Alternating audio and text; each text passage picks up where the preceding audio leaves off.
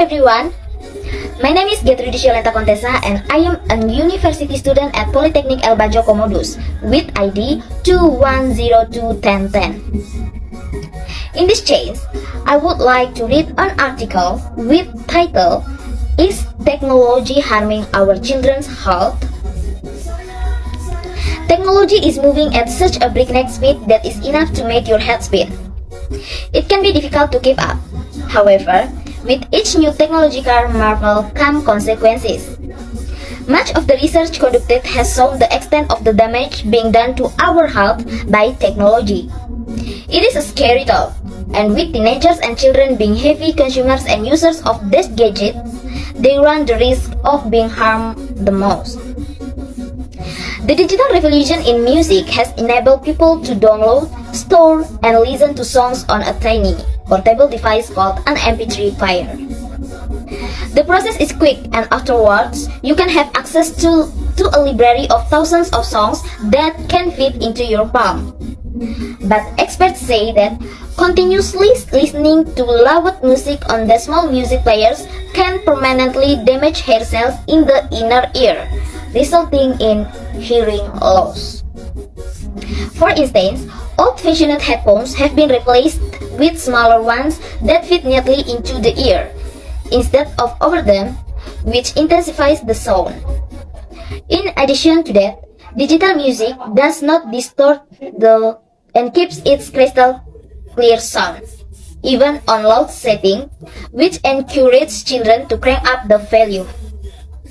Combine that with the fact that many children will spend hours listening to their iPods, and you have the recipe for hearing loss. Put into further perspective, most MP3 players can reach levels of 120 decibels, which is louder than a chainsaw or lawnmower. When you consider 85 decibels is the maximum safe decibel level set by hearing experts over the course of a working day, and that children will listen to music at higher decibel levels than that for long periods of time, hearing will invariably suffer. Apart from hearing damage, there are other serious health risks. We are living in a wireless age. Calls can be made and received on mobiles from anywhere, and the internet can be accessed without the need for cables. The advantages are enormous, bringing ease and convenience to our lives. It is clear that mobiles and wireless technology are here to stay. But are we paying the price for new technology? Studies have shown that the rapid expansion in the use of wireless technology has brought with it a new form of radiation called electropollution. Compared to 2 generations ago, we are exposed to 100 million times more radiation. The human body consists of trillions of cells which use faint electromagnetic signals to communicate with each other so that necessary biological and physiological change can happen. It is a delicate, natural balance. But this balance is being upset by the constant exposure to electromagnetic radiation or EMR that we face in our daily lives, and it is playing havoc with our bodies.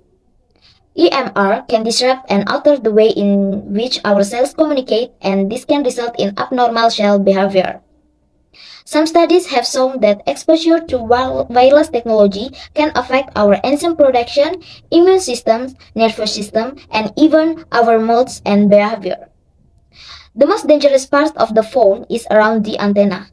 This area emits extremely potent radiation which has been shown to cause genetic damage and an increase in the risk of cancer.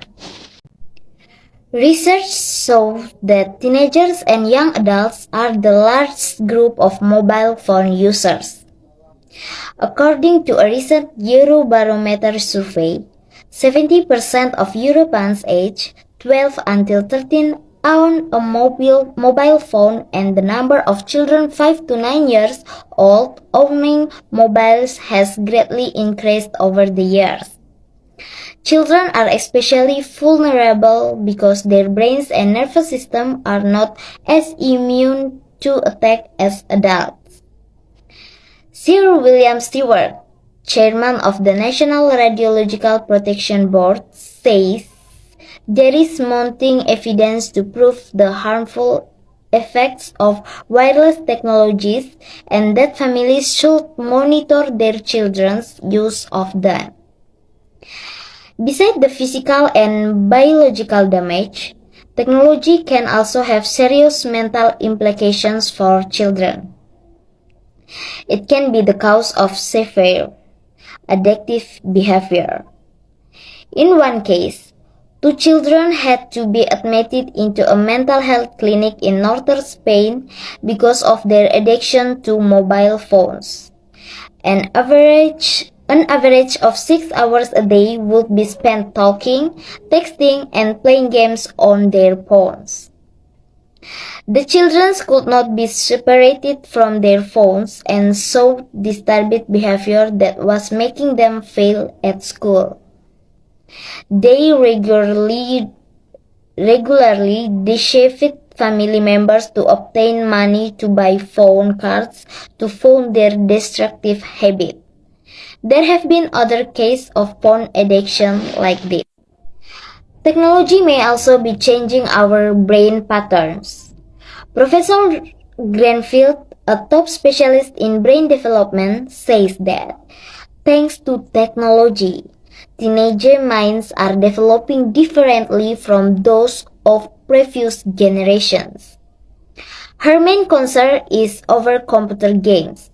She claims that living in a virtual world where actions are rewarded without needing to think about the moral implications makes young people lose awareness of who they are.